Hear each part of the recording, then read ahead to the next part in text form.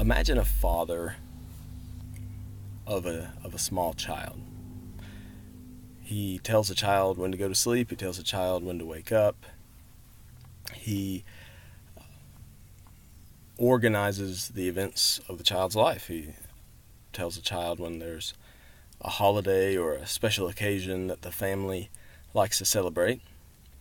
All these things are decided for the child. Now, what happens when that child grows up?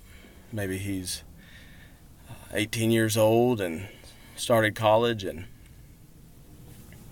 it's the kind of first Thanksgiving away from home. And the father gets a call from his son Thanksgiving morning saying, "Dad, I have so much work to do. I'm loaded down. I've had to stay up way late. I know you always told me to go to bed at 9:30, but I've had to stay up late so many nights. And I'm having to work on Thanksgiving. I'm not going to be able to make it to Grandma's house." And the dad says to the son, "Well, son, you're grown now, and I've raised you.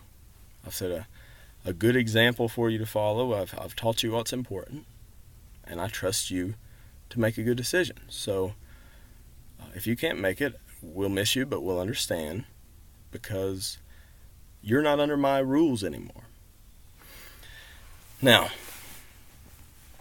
what happens when the son has his own children?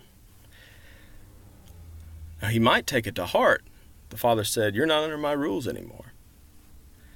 And when he raises his own children, he says, "Look, these rules are gone." And so he no longer celebrates the special occasions that his father set for him. And because his father said that you're not under my rules anymore, it trusted him to make his own judgment, he takes that to mean that there's no need for special occasions. And so there's, with his children, he doesn't recognize holidays. He doesn't, he kind of cuts out all that unnecessary stuff because his father said that he was free from that. What's the father going to say? Well, the father's going to say, "Well, growing up in my house was very special. We had lots of things that we remembered, lots of special occasions, different times of year where we remembered God's acts, and you don't have any of that." And the father and the son will say to him, "Well, but you said I was no longer under your rules." Well, the father's going to say, "Well, that's not the point. The point is, I've set you an example in what it's like to make special times of year with your family. You're not under my rule, but I hoped that I had showed you what it means to make special occasions and special memories with your family, but you're not following my example at all." So in the Bible, Galatians 4 compares the believers under the Old Covenant with a child who is in the father's household and has to follow what the father says very carefully. It's similar to them being a slave. A slave in the household would also have to follow all the rules very carefully.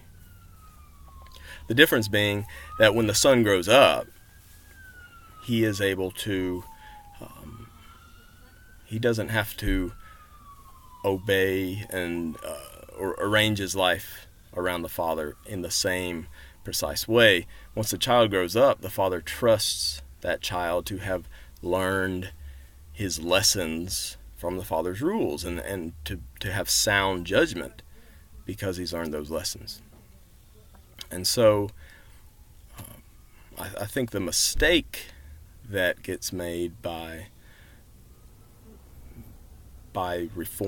some reformed Christians is they tend to be like the son in the story, who, he doesn't have very. Now he's free. In fact, he's free to not observe any of the holidays that his father gave him. But he is unwise to not imitate his father. God created a calendar system under the Old Covenant, and he told Israel very specifically what they were to do. And Galatians 4 let us know that we're not under that law. We are sons who have matured, who've come to maturity, and we're not slaves to that law for certain. But it is a mistake to think then that law was a bad thing. In fact, that law set us an example that our year should be shaped by the acts of God. And so, yes, we meet once a week, but God set us an example that, there's special months, there's special days of the month, there's different special things. And so, yeah, you're not sinning if you don't celebrate Christmas. You're not sinning if you don't celebrate Easter. You're not sinning if you don't celebrate anything but the Lord's Day. That's all fine. But you also failed to learn the lesson from your father of what a really happy life pattern looks like. It looks like having days like Christmas and Easter. And it doesn't have to be Christmas and Easter. It just happens to be those are some that we do. And I think, definitely none of those days are, beyond being debated as far as, is this beneficial? So I can understand someone saying, well, I don't think Lent is the best way for us to shape our calendar. But I do know that when I was in churches where the church calendar was observed, that my year was shaped by the life of Christ. So it wasn't just Christmas. Almost every Christian you meet that loves Christmas because it's this special time of year where they're reflecting on a certain part of Christ's life. So if your whole year has different seasons like that, Christmas season and Easter season, and you got Pentecost and different things, if your whole year's like that, that's a really happy way to shape your year, and it keeps you meditating on the life of Christ. It keeps you identifying with Christ all year long. It's a really happy way to shape your year. And I think based on what the calendar our Father gave us, it's an extremely appropriate thing to do. We don't want to think that because we're freed from the law, that there's no use in those types of things. I think the law teaches us that we want to have a year that goes through seasons of reflection on certain things. And you're not sinning if you don't. That's the whole point of the freedom from the law.